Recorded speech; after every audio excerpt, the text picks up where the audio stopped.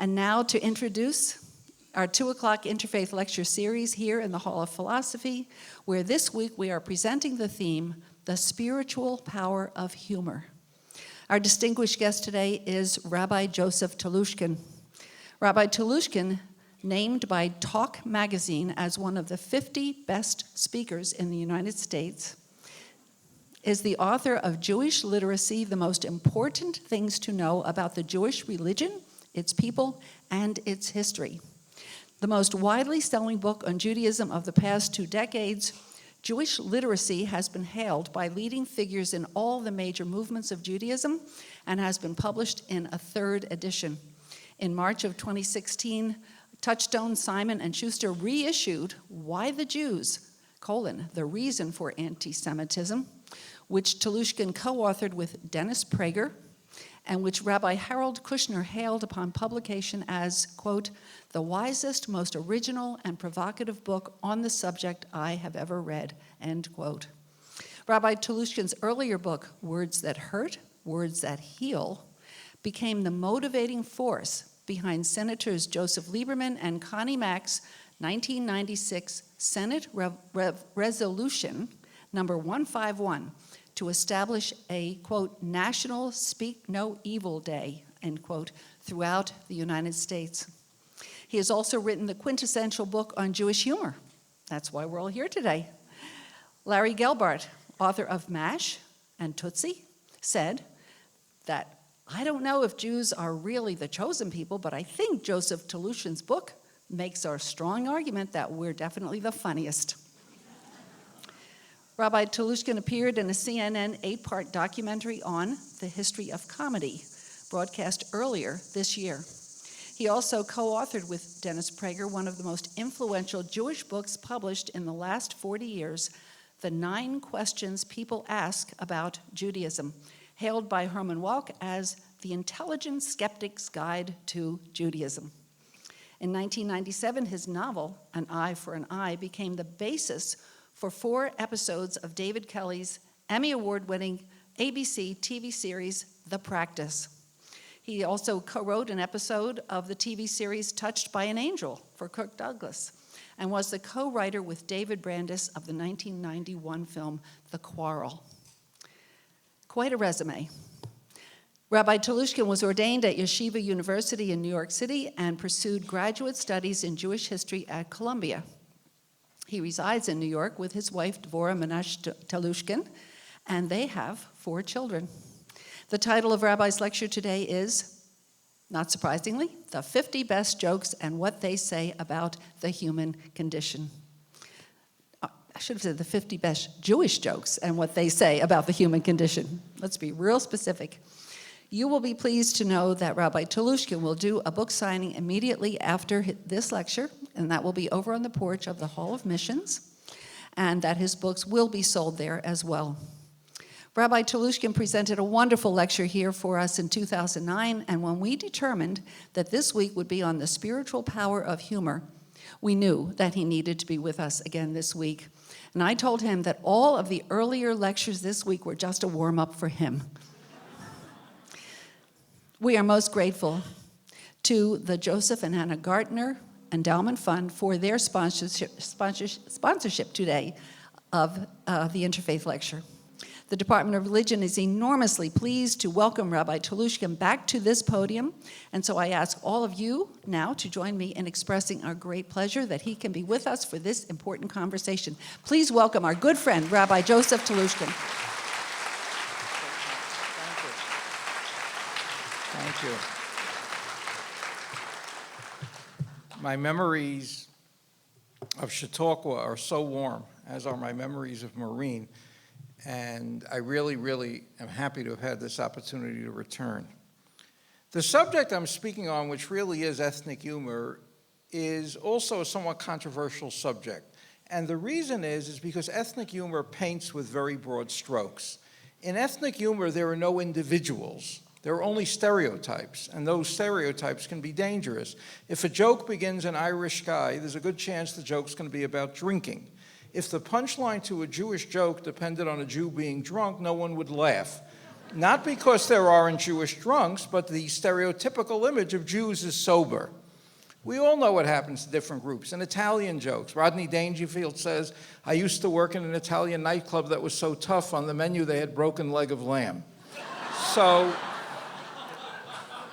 Jews tend to get it in humor in two areas, one of which, both having to do with money, one of which I truly don't understand, and the other is an interesting one.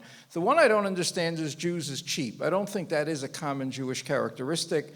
I don't think when a Jewish couple walk into a restaurant, the waiters or waitresses are afraid they're not going to be tipped fairly. The other is that Jews are tricky. They're always accused of that in relation to money. As a result, some Jews become so sensitive, they don't want any ethnic humor at all. A man starts telling his friend, one day Cohen and Levine. His friend says, why do your jokes always have to be Cohen and Levine? Tell him about the Chinese. He said, okay, one day Sulung Nu and Musu Nu were going to Sulung Nu's nephew's bar mitzvah.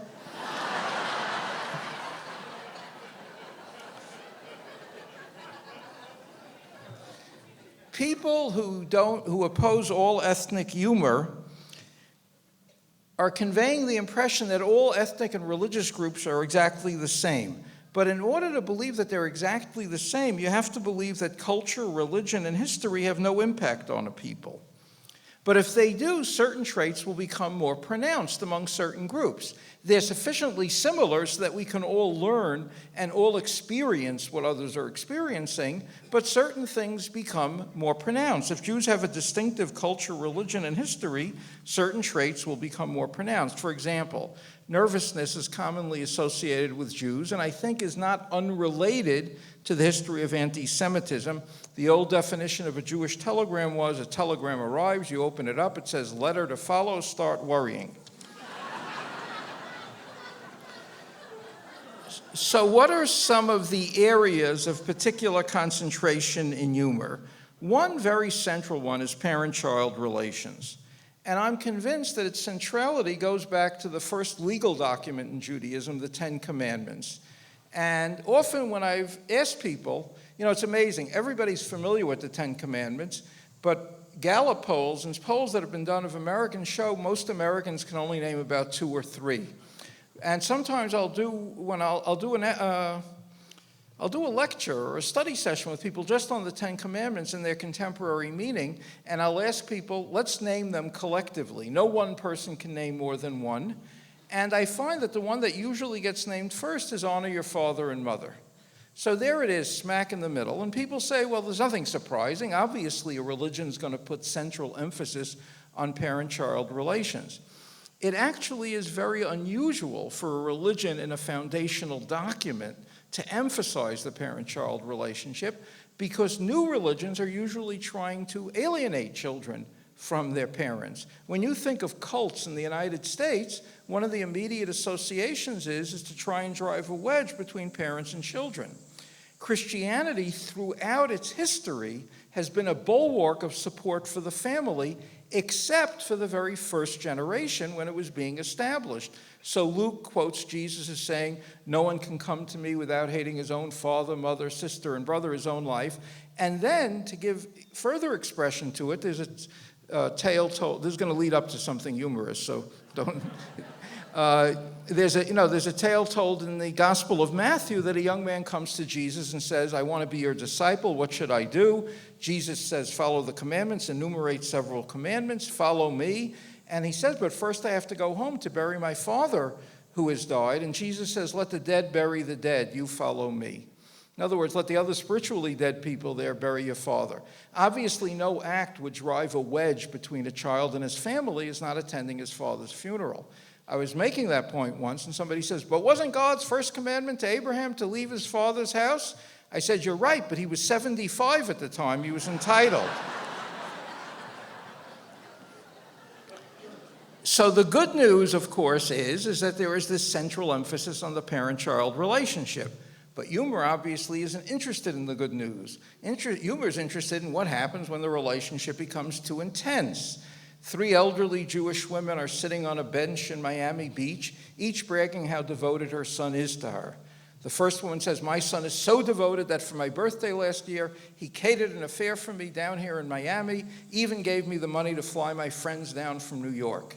Second woman says, my son's more devoted. For my birthday, he sent me on an expensive cruise all around the world. Everything was first class. Third woman says, my son is more devoted than both of your sons. 3 times a week he goes to a therapist. $300 an hour he pays him. And what does he speak about the whole time? Me. Okay.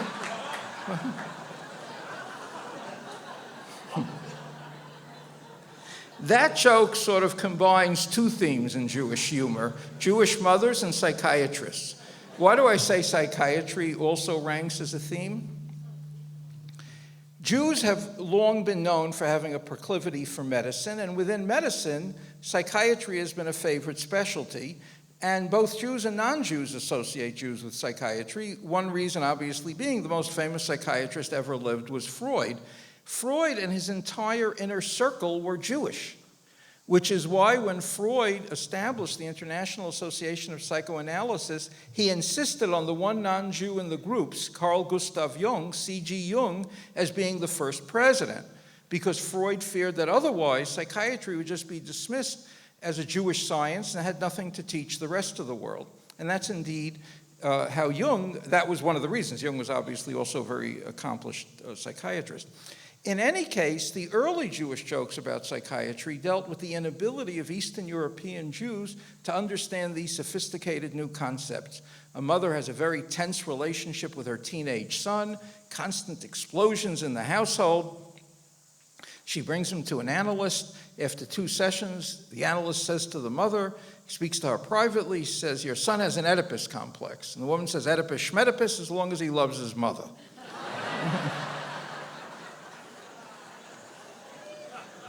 When you get to more recent humor on the subject, we're dealing with a far more sophisticated community. Obviously, anytime I speak before an audience, today I assume that there are many people in the audience who have been in therapy, are in therapy, will be in therapy, are therapists. Anyway, so a man, I'll pick a generic Jewish name, I'll call him Goldstein. Are there any Goldsteins here? Okay, don't be self-conscious.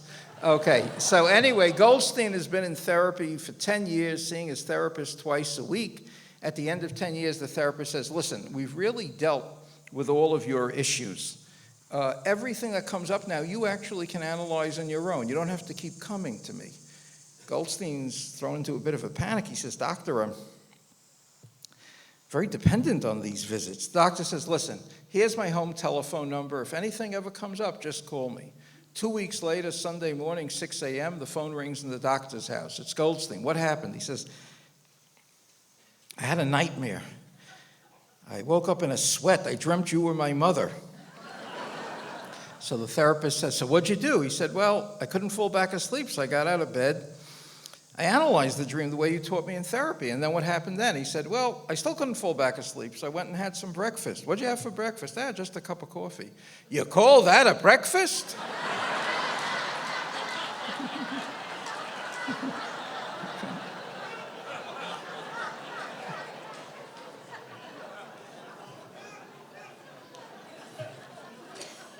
Words often acquire specific connotations that are not intrinsic to the meaning of the word. For example, the English word successful, in theory, could refer to success in many, many areas.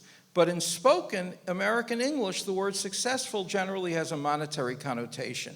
If you say so-and-so is very successful, it means that the person being described earns a lot of money and might have a miserably unhappy family life. But successful refers to money.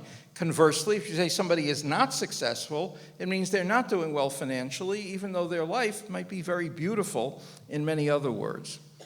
There's a Hebrew word nachat, which means pleasure. But in Yiddish, it particularly acquires the connotation of pleasure from children, nachas von Kinder. So you have a joke going back, it goes back some decades, before women had achieved the success they're now achieving in the professional world, and women's status more often depended on their husband's profession. So 2 Jewish women haven't seen each other in 20 years. They run into each other in the street. One says, by the way, how's your daughter Deborah, the one who got married to that lawyer? She said, well, they got divorced. Oh, I'm sorry. Well, she married a doctor. Mazel tov. Well, they also got divorced. The first one's now afraid to say anything. The other one says, but she's married now to a very successful architect. And the other woman says, oh, so much nachas from one daughter. Or the personal ad I once saw in a Jewish newspaper, Mr. and Mrs. Marvin Rosenblum are pleased to announce the birth of their son, Dr. Jonathan Rosenblum.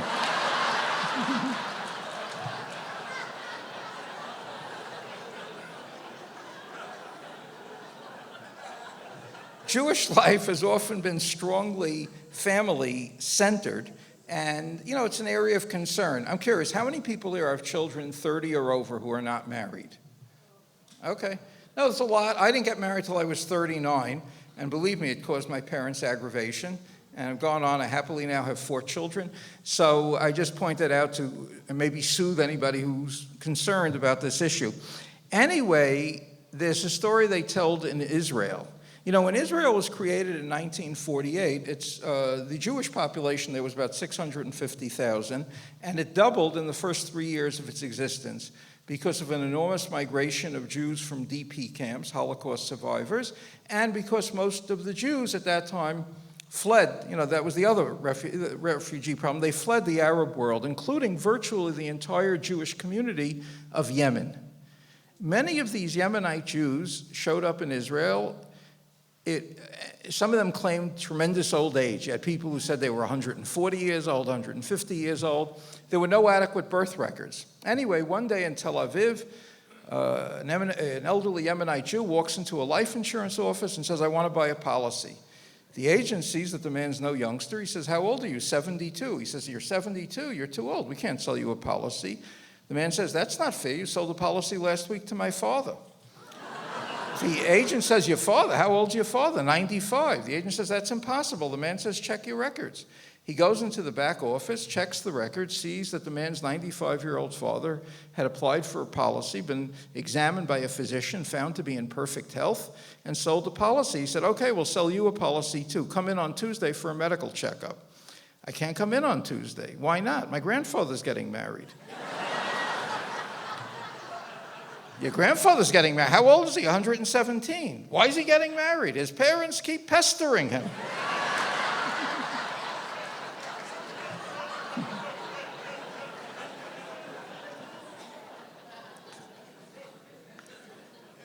When I wrote my book years ago on humor, I excluded certain types of humor that I thought were really hostile and didn't reflect any real reality. Among the genre of jokes that were popular a few decades ago were what were called Jap jokes, Jewish American princess jokes, which really had a lot of hostility in them and depicted Jewish women as being the least possible desirable mates, because they were depicted as being sexually cold, they were depicted as being materialistic. I never found Jewish women to be sexually cold. As regards the charge of materialism, it's maybe among Jewish women, might also be among Jewish men. Jews have never been confused with the Amish. So in any way, and I avoided the genre of like mother-in-law jokes, which is not a staple of Jewish humor, but it's a general staple of American humor, except for one mother-in-law joke that I came across that is so rooted in the Bible. And it's rooted in a story in the Bible about Solomon, the story that establishes Solomon's reputation for being brilliant. I'm not going to spell out more because the best way to kill a joke is to explain too much about it.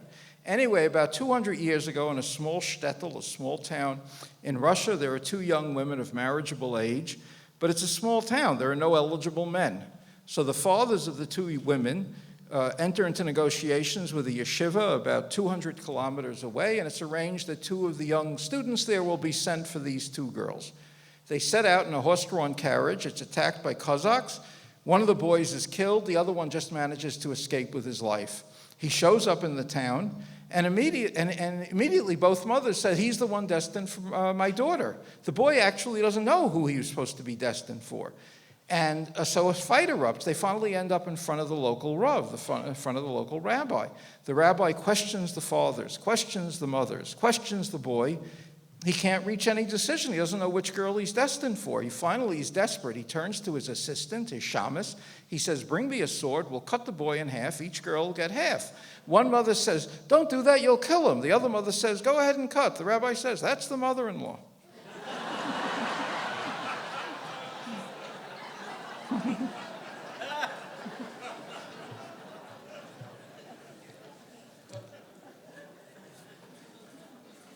Another characteristic feature of Jewish humor also is fights that occur within the Jewish community.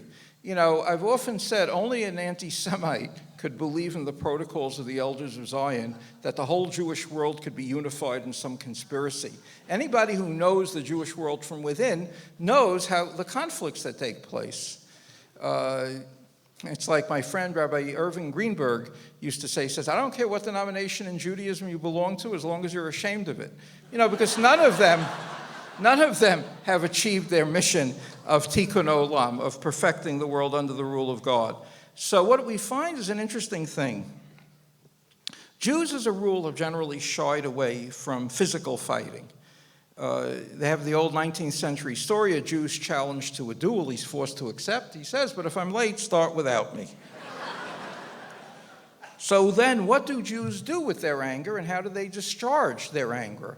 One of the ways in which they do so is through curses. Yiddish becomes famous for the ferocity of its curses. May all of your teeth fall out except one, and that should ache you. Or wait, what's another one that I remember coming across? Give me 1 second.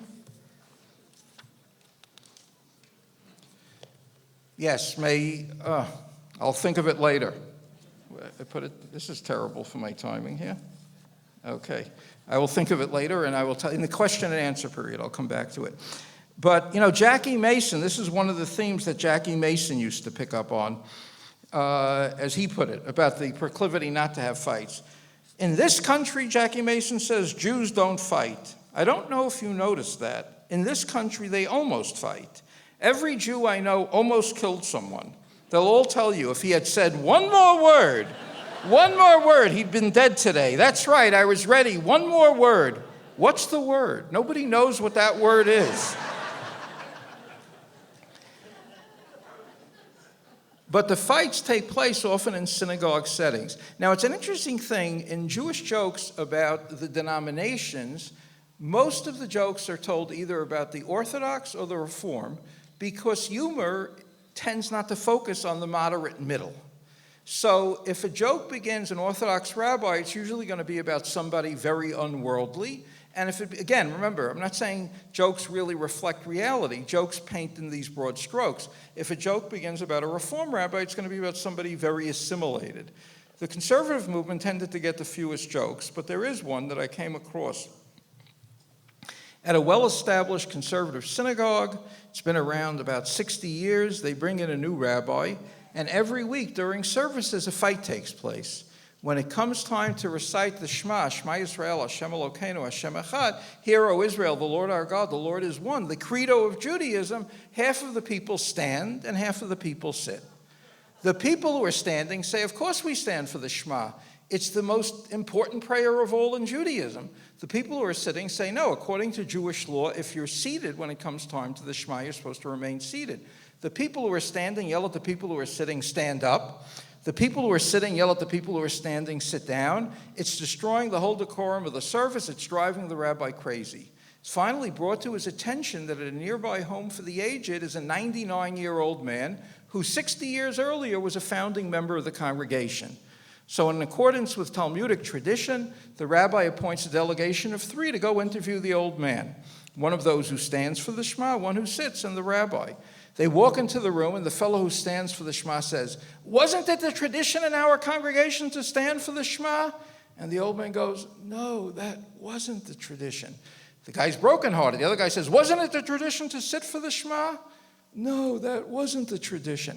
The rabbi's going crazy. He says to the old man, he says, I don't care what the tradition was. You know what goes on in shul every week? Just tell them one or the other. You know what goes on in shul every week? The people who are yell at people who are standing, yell at the people who are sitting. The people who are sitting yell at the people who are standing. The old man goes, that was the tradition.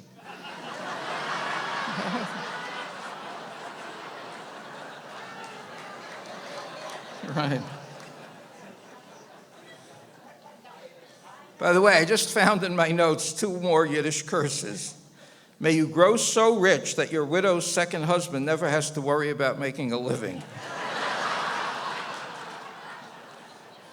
Or here's a graphic one. May you back into a pitchfork and grab a hot stove for support.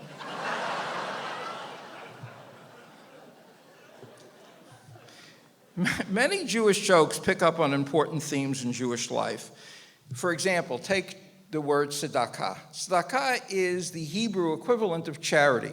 Charity derives from the Latin caritas, implies a loving gift, something from the heart. Tzedakah derives from the word justice. So it's not just an act of loving, it's an act of justice. And if you don't give charity, it's considered an act of injustice. Anyway, back to our chosen name, Goldstein. So in Beverly Hills is a very wealthy Jew named Goldstein who's never given a penny to the Jewish Federation. The leadership in the community is disgusted because they know that this man has a great deal of money. So a delegation of 4 goes to meet with Goldstein. They come into his house. They said, listen, we know in addition to your mansion here in Beverly Hills, you have an estate in Palm Springs. You have a chalet in Switzerland. You drive a Rolls. Your wife drives a Mercedes. Your business opened up 18 new stores this year. We're expecting you to give and give big. Goldstein isn't fazed. He says, really? And in checking into my background, did you find out about my mother who's been sick now for 3 months, requiring nurses 24 hours a day, and it's not covered by insurance? You have any idea how much that costs? Did you find out about my uncle who's been in a private mental sanitarium for 20 years, no insurance? You have any idea how much that costs? Did you find out about my 2 sisters, each of whom are married to men who can't hold down jobs, each of whom has 2 kids in private colleges? You know how much that costs? And if I don't give a penny to any of them, you think I'm going to help you?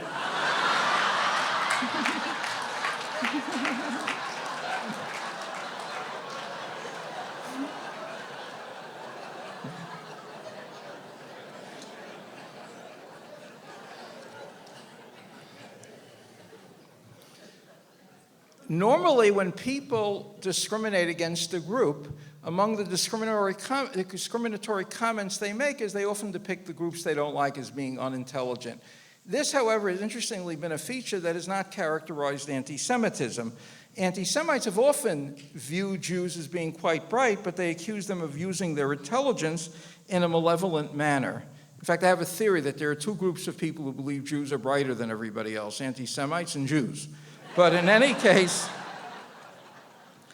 no, so you see that. Martin Luther, who early on had some positive experiences with Jews, then turned against them, and he said that Jewish doctors are capable of killing somebody in 10 minutes or in 10 years. And the truth of the matter is the University of Vienna Medical School in 1610 actually certified as its official opinion that Jewish law required Jewish doctors to kill 1 out of 10 of their Christian patients. Can you imagine what it must have been like to be in a Jewish doctor's office with 9 people in front of you? Okay. Anyway, in the early 20th century, a Jew's traveling alone on the Trans-Siberian Railroad. Suddenly, the train pulls to a stop. An officer in the Tsar's army gets on the train. He sits down opposite the Jew. The train starts to move. Suddenly, he grabs the Jewish guy by the lapels, and he says, tell me, why are you Jews brighter than everybody else? The Jew thinks for a moment and says, it's because of the herring we eat. Train starts to move. The Jew takes out a piece of herring and starts to eat it. The officer says, how many more pieces of herring do you have? 12. How much do you want for them? 20 rubles, a big sum of money. He gives the Jew 20 rubles. The Jew gives him the herring. He takes a bite of herring and says, wait, this is absurd. In Moscow, I could have bought all this herring for a few kopecks. And the Jew says, you're right. It's working already.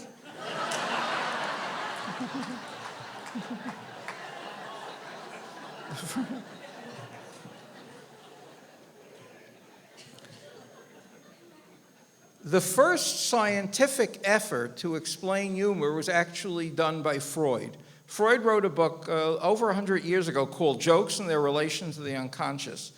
And Ernest Jones, who was Freud's biographer, said that the most obvious Jewish characteristic that Freud had was his proclivity for telling Jewish jokes, and there is a lot of Jewish humor used in the book. Freud said one of the distinguishing characteristics, though, of Jewish humor was the openness of Jews to making fun of Jewish traits and Jewish characteristics, which applied in all areas except one, in joking about anti-Semitism. Because obviously, those jokes were the jokes generally comprised and composed by people who felt weak and who couldn't confront it. If an anti-Semitic incident happens today, an anti-Semitic statement happens in some major way, so we expect to hear the Jewish Federation groups, the Anti-Defamation League, rabbinical groups confront it. But if you look at collections of Jewish humor from the early 1900s, a third or maybe of the jokes deal with anti-Semitism because Jews didn't feel strong enough to fight anti-Semites, so they ridiculed. Anyway, here's a joke that was told in the late 30s about the Nazis. I emphasize it was told in the late 30s because obviously by 1940 there was nothing to joke about. In the late 30s, a Jew's traveling on the subway in New York City, and he's reading the forwards, the Yiddish newspaper. Suddenly, to his shock, he sees across from him on the subway a friend of his reading a local New York pro-Nazi newspaper. He walks over to his friend and says, "How can you read that Nazi rag?" So the friend says, "So what do you read there in the Jewish newspaper?" "In America, there's a depression going on and Jews are assimilating. In Palestine, there are riots going on and Jews are being killed. In Germany, they've taken away all of our rights. You sit there and you read the Jewish paper and you get depressed. I read the Nazi newspaper. We own all the banks. We control all the governments."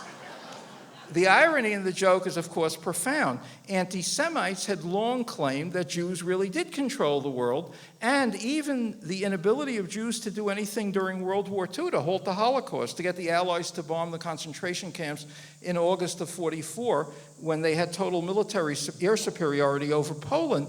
Still, anti-Semites continue to think that Jews have this enormous control over the world. That joke helps explain a half century of Jewish history. When Theodor Herzl establishes the Zionist movement at the First Zionist Congress in 1897, most of world Jewry opposes him. Orthodox Jews oppose Zionism because it's a secular movement, and they're only going to be committed to a religious Jewish state. Reform Jews, by and large, oppose Zionism because they're afraid it will call into question Jewish loyalties to the countries in which they live. Jews on the left, of whom there were many, Bundists, socialists, communists, oppose it because they see it as a betrayal of the unified interests of workers of the world. Zionism becomes a majority movement in the Jewish community when Hitler's elected. And at that point, as Weizmann puts it, there are two sorts of countries in the world, those that want to expel the Jews and those that don't want to admit them. So that became the driving force behind it. But you know where the tradition of joking about anti-Semitism continued? For a later period among Soviet Jews, because they were living in a totalitarian government. And by the way, totalitarian governments fear humor greatly. Solzhenitsyn was originally sent to the Gulag because of a joking, sarcastic reference he had made to Stalin in a private letter he had sent to somebody. Because totalitarian governments so fear in any way being ridiculed. And I remembered when I visited Russia in '73, which is when Brezhnev was in power and communism was very strong, and I was there on a mission to meet with dissidents. One of their favorite things was to share dissident humor. Brezhnev announces at a speech, "By the year 2000, every Soviet family will have its own airplane." Someone says, "Comrade Brezhnev, why does every family need its own airplane?" He says, "Fool, suppose you live in Moscow and in Kiev they have potatoes." Or one of the jokes they like to tell, Brezhnev announces he's paying a state visit to Poland, and he wants to bring the Polish people a great gift from the Soviet people, and what could be a greater gift than an enormous painting of Lenin, the god of Soviet communism, visiting Poland. A commission, the Union of Soviet Socialist Artists is commissioned to make a giant painting of Lenin in Poland. Lenin never visited Poland. They can't come up with any creative ideas. They're constricted by Soviet realism. The trip is growing near. The leadership's growing desperate. Finally, they go to Rabinovich, a dissident artist. They say to Rabinovich, "Listen, you've been a troublemaker in the past, but if you agree to make this painting of Lenin in Poland, we'll give you an apartment, we'll give you work." Rabinovich agrees to make the painting. 3 weeks later, the day before the trip, Brezhnev leads the Supreme Soviet leadership into a room. Rabinovich is standing in front of a large painting covered by a drop cloth. Brezhnev says, "Let's see the painting." He lifts the drop cloth. They all gasp. It's a painting of a man in bed with a woman. One of them calls out, "Who is that man?" "Trotsky." Somebody else calls, "Who's the woman?" "Krupskaya, Lenin's wife." Brezhnev's apoplectic. "Where is Lenin?" "Lenin's in Poland."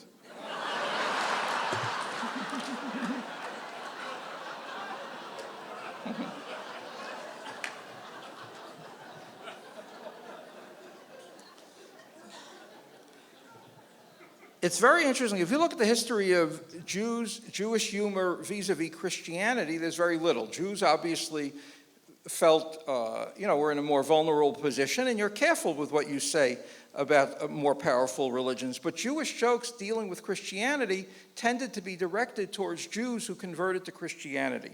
Now here we come across an interesting phenomenon. Today, Jews have total equal treatment in America, very fair status. I would say that today, Jews who convert to Christianity, and there aren't that many, are doing so as a rule out of conviction. But throughout most of Jewish history, most Jews who converted to avoid the consequences of anti-Semitism.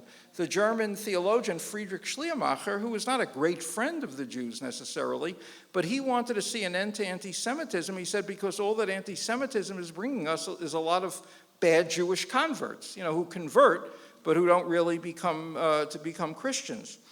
And the phenomenon was common. In Prussia, a law was passed around 1818 that Jews could no longer practice law. So Heinrich Marx converts to Christianity and converts his 6 children, including his son Karl Marx, who, ironically or not ironically, grows up to be a particularly vicious anti-Semite. Marx was really one of the great anti-Semites in history in his writings, saying that the world could not be liberated until it was liberated from Jews. Around the same time, however, Isaac Disraeli converts in England, and he converts his son. Isaac Disraeli doesn't convert, but he converts his son Benjamin Disraeli. And the fact is, anti-Semitism in England was directed against Judaism as a religion, not against Jewish people. Because we know very many Jews, when they came to America, were willing to remain Jewish, but they would change their last names. But Disraeli didn't. As long as he became a Christian, he basically kept the name Benjamin the Jew, Benjamin Disraeli. Anyway, his story goes, in the 1930s, a Jew wants to get into a country club, can't get in because he's Jewish. He converts and applies for membership. They ask him, what's your name? And he gives one of those pompous names like Hutchinson River Parkway III.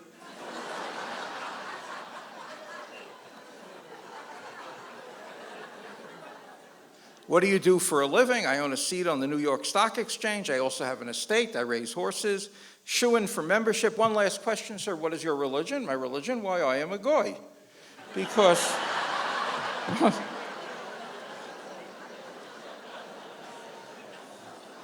Jews, as a rule, weren't converting to become Christians. They were converting to become part of the majority. By the way, there's a joke I came across just a couple of years ago, which sort of illustrates what the Talmud is, because it's not easy to explain what the Talmud is. Anyway, there's a Jewish kid and a Catholic kid are best friends. They're constantly at each other's houses. And then one day, though, the Jewish father looks out the window and he sees the Catholic father is bringing back his son Jake, pulling him back, really furious. He comes back, he says, we don't want Jake coming over to our house anymore. So the Jewish father says, what's the matter? You've always been great friends. He says, he makes fun of our religion. He says, my son wouldn't do that. What did he do? He said, he started looking at our Christmas tree and asking all sorts of crazy questions. Does it have to be a pine tree? How tall does the tree have to be? How close does it have to be to the window? He started going on. That's exactly what the Talmud always does. It takes any law in the Bible and it asks, how do we carry it out? I'm coming now a bit towards the end, so I just want to focus on a few last features. A characteristic feature of Jewish humor, and this is in common with all humors, is what I call absurdist humor. I remember hearing once the Catholic not comedian, he was a Catholic actor, Pat O'Brien, was telling a story of a priest was giving a sermon in church, and he said, every man in this parish must die one day. And he sees a man laughing. So he assumed the guy didn't hear him. So he looks right at the man. He says, I said every man in this parish must die one day. And the man's laughing. He said, what are you laughing about? He says, I don't come from this parish.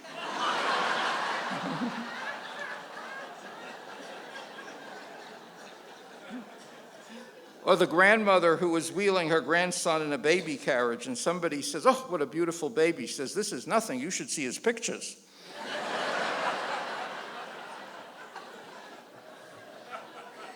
Or a rabbi who was at a cemetery performing a funeral. The funeral finishes, and he's starting to leave the cemetery, but he sees a woman standing in front of a tombstone, piteously crying, why did you die?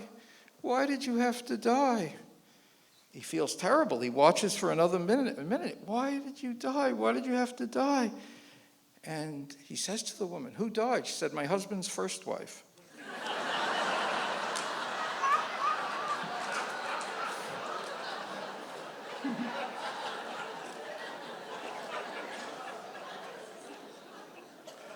Or Jewish haiku. 7-foot Jews in the NBA slam dunking. My alarm clock rings.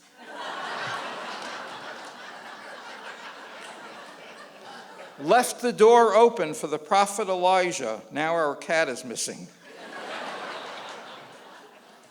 Or the comic I once heard say, complaining, my wife has trust issues. I know that. She writes about it in her diary. You know, there are certain English words which if you didn't know were English, you would assume were Yiddish, like the word far-fetched. Sounds like a Yiddish word, far-flung. But I remember also, I was speaking to an immigrant who had been working on his English and finally just simply despaired. He said, it's the idioms that are destroying me. I'm never going to be able to learn English. I said, what's so problematic? He said, ever since I found out that fat chance means the same thing as slim chance, I've given up.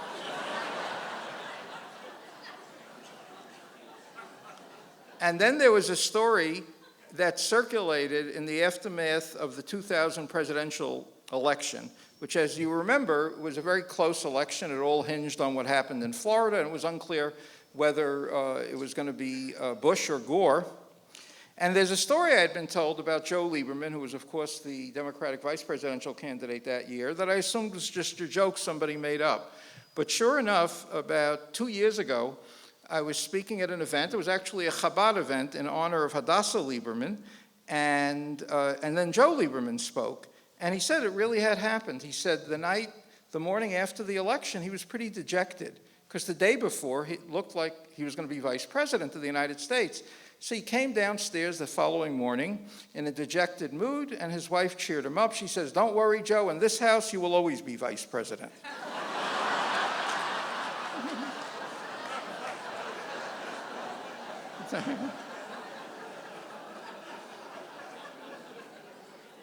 By the way, you know, my last book was a biography of the Lubavitcher Rebbe, and one of the great lines I learned from, this is not a humorous line, but it was a great line. You know, many of us grew up with the expression of, you know, your parents would say to you, anything worth doing is worth doing. Yeah.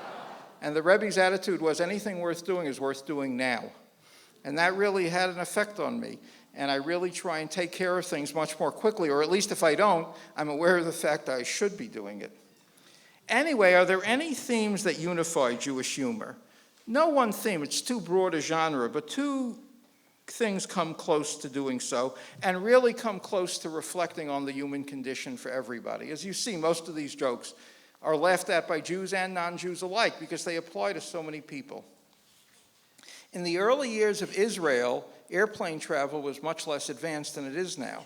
And you had it could take 24, 36 hours to come to the United States. So a high official in the Israeli government shows up at what was then called Idlewild Airport, JFK, and he's met by a large delegation of activist Jews.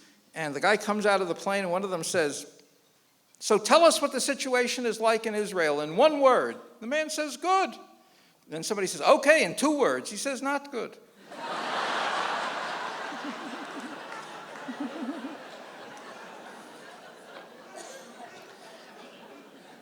Then the story they tell about a group of elderly retired men in Tel Aviv who get together every morning at a cafe and talk over the world situation, and invariably their talks are pretty downbeat.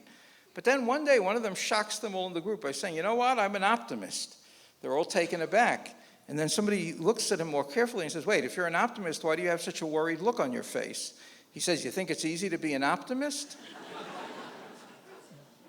Jewish history, filled as it is with pogroms, expulsions, bad things, inclines Jews to be pessimists. Judaism, in its insistence that the world is moving towards messianic redemption, inclines Jews to be optimists.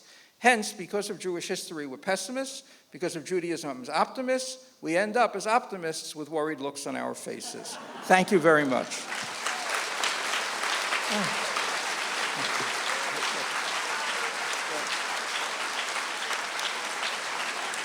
Rabbi Joseph Telushkin, we laugh because what you say is funny, and we laugh because what you say is true. And you remind us that when it comes to Jewish humor, we're all Jewish at heart, and we thank you for that. And I think we might be able to have a few questioners who would come and, I don't know, maybe tell a joke. And we'll start with Chris. Thank you, Rabbi. I was just wondering, I got here a little late, so if you talked about this, forgive me, but I was just wondering if you could kind of expand on the, I think you pronounce it Shmuel tradition of Jewish. Schlemiel? Yeah. Yeah, I did. And Schlemiel and Schlemazel are just terms that, as you can tell from Yiddish, they're funny-sounding terms that refer just to people of hard luck, people who don't so get it. Larry David. Oh, I'll tell you. You know who very much is in that Schlemiel Schlemazel tradition? Rodney Dangerfield.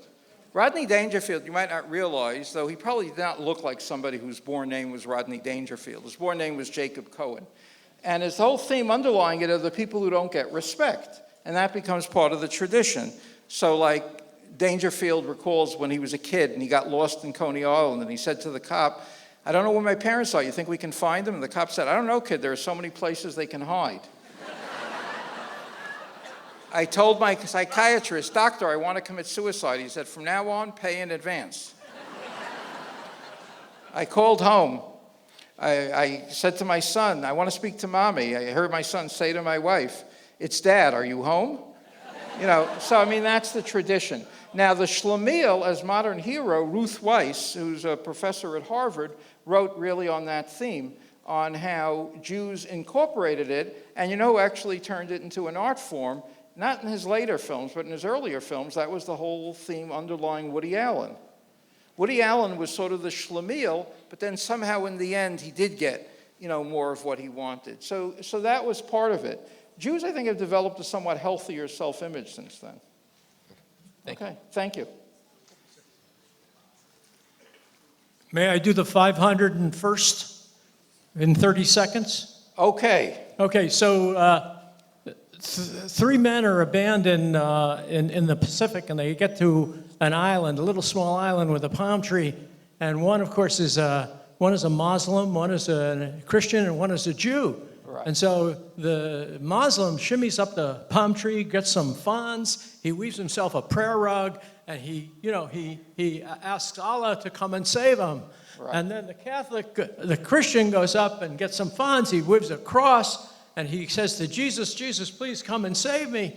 And the little Jewish guy is sitting at the ground of the tree just enjoying himself, and the two other fellows look at him and said, "Hey, what are you going to do?" He said, "Don't worry, I pledged 100,000 to Federation. They'll find me." All right. Excellent. Well told. Well told. Right. Also, you know, one of the themes that runs through Jewish humor is the theme really that there has to be some ultimate justice in the world where people get their comeuppance. Anyway, so story goes, a very young, very beautiful woman shows up at an affair with a man who's 40 or more years older than her, sits down next to this other couple, and the other woman is looking at the diamond this beautiful woman is wearing, and she says to her, "That's the beautiful diamond you're wearing. I think it's the most beautiful diamond I've ever seen." And the woman said, "Well, this is actually a famous diamond. It's known as the Plotnik diamond." The first woman goes, "A diamond that has a name? That sounds so romantic. Is there a story behind it?" And the other woman goes, "Yes, there's even a curse associated with it." She says, "What's the curse?" "Mr. Plotnik." She said, "What?"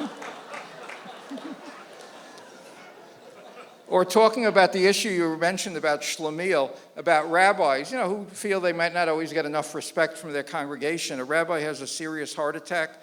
The president visits him in the hospital the next day. He says, "Rabbi, I want you to know the board of directors passed a resolution last night wishing you a speedy recovery, and it passed 12-7.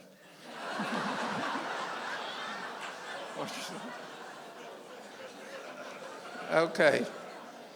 Anybody else? Good.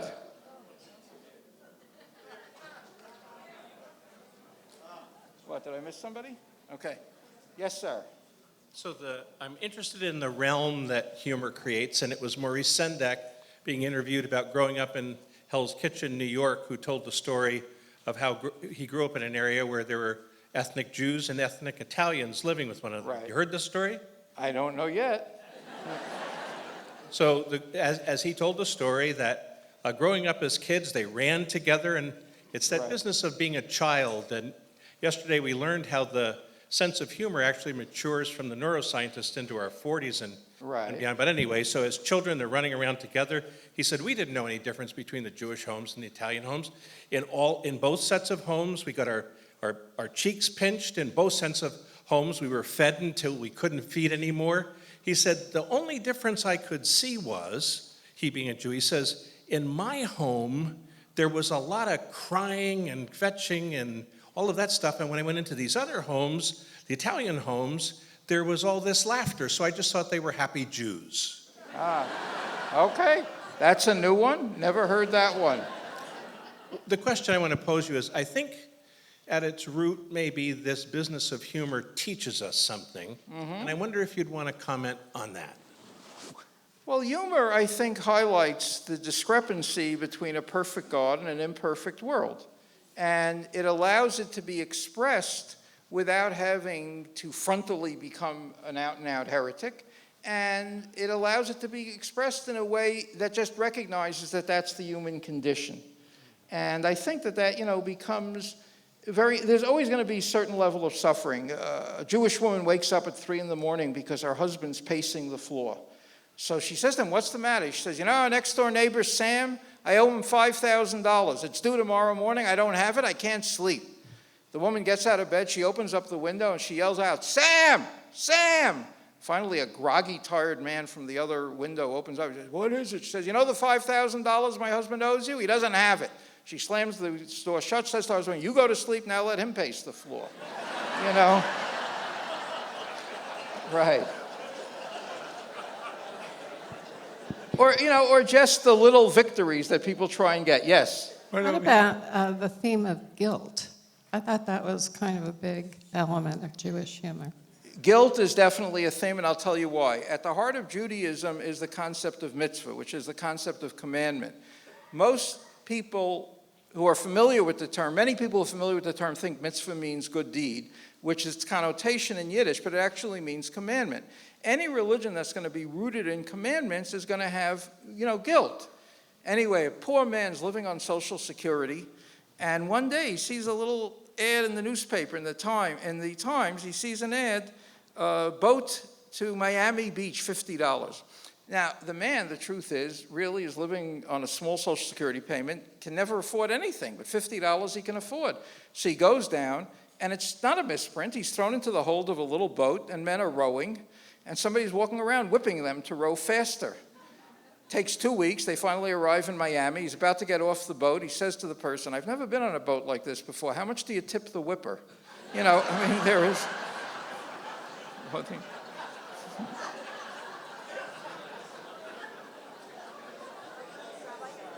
Yes. Oh, okay. Here and then there. Okay. I have a very short one and a regular size one.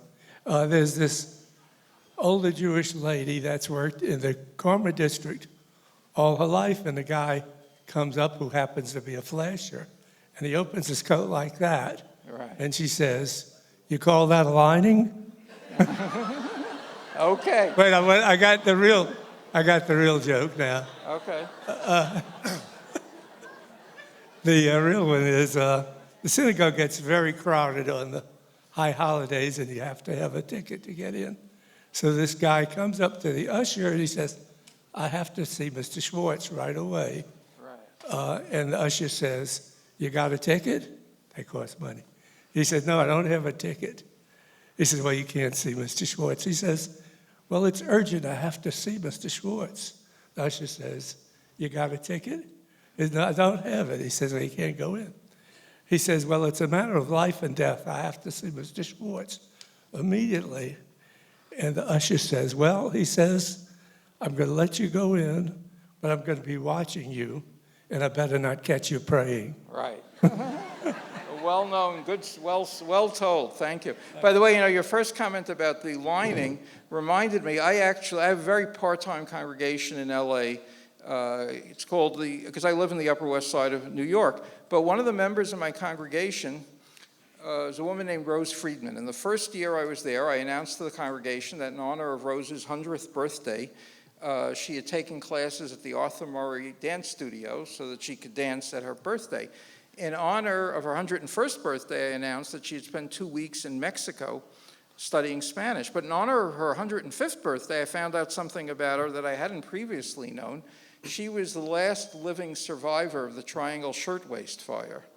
And she died at 107, and she retained all of her faculties till the last months of her life. And I asked her once, I said, I introduced my children to her, and they had just seen the movie Titanic. And I said, Rose was 18 years old when the Triangle Shirtwaist Fire happened, and that was 1 year before the Titanic.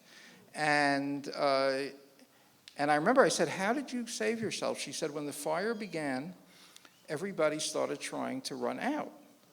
But the doors, if you recall, it's a horrible story. The doors were locked. They couldn't get out, and people were dying. But there were 2 floors above me, and she said she ran to the roof. And she was saved before somebody put up a plank, and you could walk from one building to another. It's just a remarkable story. But I thought about that because obviously the International Lady Garment Workers Union really came into being after that. Yes? What do we have? Time for 2 more? 3? We're fine. Okay, we're fine. Okay, yes. A man buys his wife a beautiful diamond for her birthday. Afterwards, one of her friends pulls him aside and says, that is a beautiful gift. But what she really wanted was a new Jeep. The man says, I knew that. Only where was I going to get a fake Jeep? Okay, that's right. Yeah, right. Yeah, they have variations on that. A man goes into a Mont Blanc store to buy a beautiful pen for his wife, and the salesman says, oh, she's going to be really surprised. That's right, because she was expecting a big diamond. Yes. Okay, wait, you know what? She's calling. Okay, Maureen, yes. So 2 men are standing in front of a urinal, and one guy says, I bet you're Jewish. He says, I am Jewish. He says, I bet your moil was Goldfarb. He says, my moil was Goldfarb. How do you know? He says, I know Goldfarb's work. He cuts on the bias, and you're wetting my shoes. Okay, right. Okay. Whoa. Okay. Right. It's like the sign over the urinal, the future of the Jewish people is in your hands. But, okay, I'm going to stop soon before I get out of good taste here for Chautauqua, but you got the biggest laugh. Okay. Well, I don't know how to follow that one, but there's a rabbi, a cantor, and the president of a synagogue on safari. Right. Has this been told? No, it hasn't been told. It hasn't been told today. Okay. So they get caught by cannibals, and the cannibals say, well, we have to kill you and eat you because we're cannibals. You have one last wish. So the rabbi goes, I only have one prayer I want to say. It only takes half an hour. Let me say it. And they say, fine. The cantor says, just one last prayer to sing. It only takes 40 minutes. Let me sing it, please. And the cannibals say, fine. President of the synagogue, what's your last wish? Kill me first. Yeah, the rabbi-president tensions are a common one. There's a rabbi who at the end of the service shakes hands with, goes to the back of the synagogue and shakes hands with everybody as they're leaving. So one man comes with his 10-year-old son. He says, Rabbi, my son has always wanted to be a rabbi. And we stayed here for the weekend. We came from 100 miles away just so he could meet you. So the rabbi is very pleased. He looks at the 10-year-old boy. He says, ask me any question you want. So the kid says, other than giving that 20-minute sermon, do you have to do anything else the whole week? So the rabbi says, kid, you don't want to be a rabbi. You want to be a synagogue president. A serious question for this audience. Why are there so many Jewish jokes about elderly people? Why are there so many Jewish jokes about elderly people? Actually, I don't know. I've never noticed that it was disproportionate, though I will admit the one other person I'm friendly with who writes a lot on Jewish humor, Bill Novak. Bill Novak wrote with Moshe Waldox. He actually just did bring out a book just on jokes about the elderly, but they're not disproportionately Jewish. So I don't know. It's a serious question. And it's therefore worthy of a serious answer. So I don't want to give a joking answer, but I don't have a good answer. Yes. Rabbi, did you hear about the big Bank of Israel robbery in Jerusalem this morning? They got away with $3 million in pledges. Okay, good line. Good line. Okay. I forgot my joke, but Okay. I can't think of a better audience to tell this one to. It was told by a friend of mine. 2 really good pieces of evidence that Jesus was in fact Jewish. Right. His mother thought said he walked on water. Yeah. It took him a while, but he nailed his boards eventually. Okay. No, the joke usually plays out as, how do we know Jesus was Jewish? His mother thought he was God, and he thought his mother was a virgin. But, you know,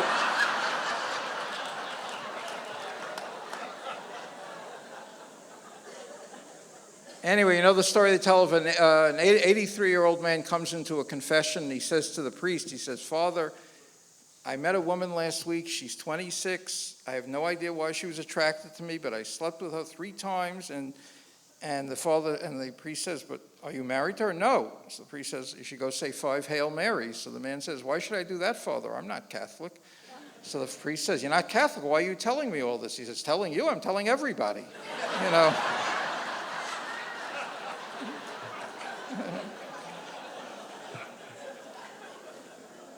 Okay.